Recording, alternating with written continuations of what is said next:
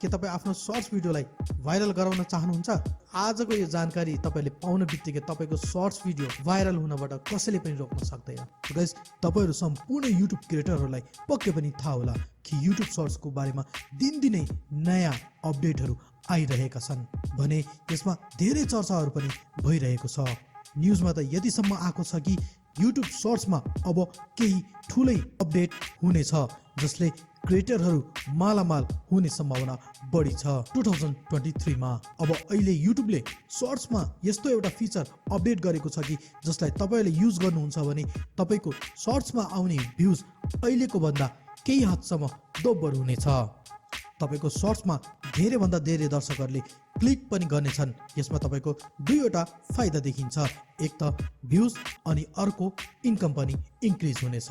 यसको बारेमा आज सम्पूर्ण जानकारी म दिने नै छु भने तपाईँहरूलाई म प्र्याक्टिकल युज गरेर पनि देखाउने नै छु।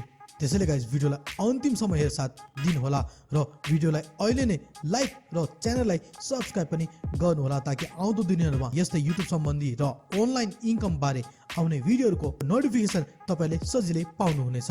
Hello guys, welcome back, it's me Jiten and you guys are watching your own YouTube channel guys, right? So सुरुमा एउटा कुरा क्लियर गर्न चाहे, युट्युबको भिडियोहरूमा सबैभन्दा बढी क्लिक गर्ने सम्भावना भनेको त्यो भिडियोको थम्बनेललाई हेरेर मात्र गरिन्छ।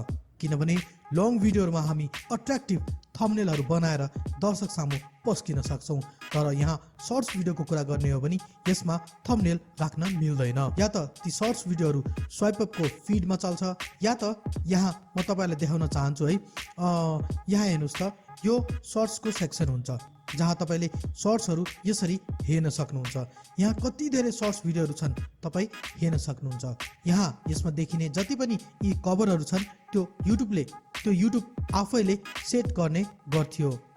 हामीले आफैले कुनै पनि थम्बनेल राख्न पाउँदैनथ्यौँ, तर अब युट्युबमा यस्तो नयाँ फिचर आएको छ कि जसमा हामीले सानो ट्रिक लगाउनु पर्ने हुन्छ। त्यो तपाईँहरूलाई आज म यहाँ प्र्याक्टिकल गरेर देखाउँछु। यहाँ क्रिएट अ सर्ट्समा क्लिक गर्नुहोस्। यो तपाईँहरूलाई एउटा एक्जाम्पलको लागि मात्रै म यहाँ देखाउन गइरहेको छु। मानौ यो एउटा सर्ट्स मलाई अपलोड गर्नुपर्ने छ, यहाँ क्लिक गर्नुहोस्।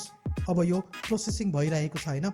सो यहाँ एउटा कुरा के भन्छु भने तपाईँहरूले बाहिरबाट एक्स्ट्रा कुनै थम्बनेल चाहिँ युज गर्न सक्नुहुन्न, तर यदि भिडियोमा नै कुनै इन्ट्रेस्टिङ पार्ट छ भने त्यो पार्टलाई तपाईँले एज अ थम्बनेल भने युज गर्न सक्नुहुन्छ। यहाँ एउटा कुनै टाइटल राखिदिनुहोस्।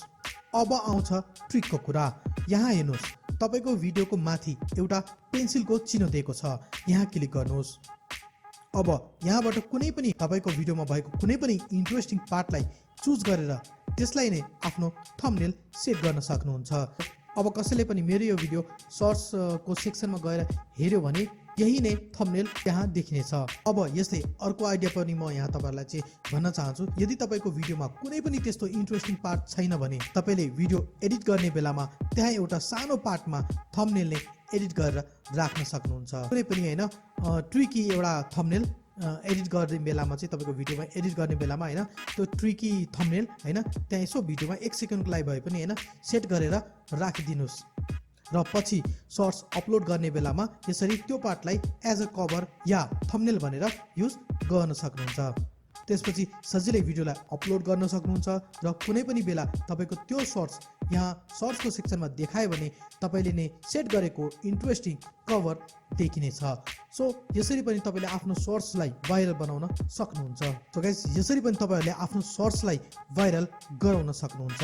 खासमा यो युट्युबले एकदमै राम्रो फिचर लन्च गरेको छ। सो गाइस, तपाईँहरू पनि युज गर्नुहोस् र भिडियो भाइरल गर्नुहोस्। सो गाइस, आजको भिडियोबाट केही सिक्ने मौका पाउनु भएको छ भने भिडियोलाई लाइक अनि सेयर गर्नुको साथै च्यानललाई सब्सक्राइब गरी साथै रहेको नोटिफिकेसन बेललाई पनि अलमा थिच्न नबिर्सिनु होला भन्दै आजको लागि यति नै। नेक्स्ट भिडियोमा फेरि डेफिनेटली भेट्ने बाचा गर्दै जय देश जय Nepal, take care and good by.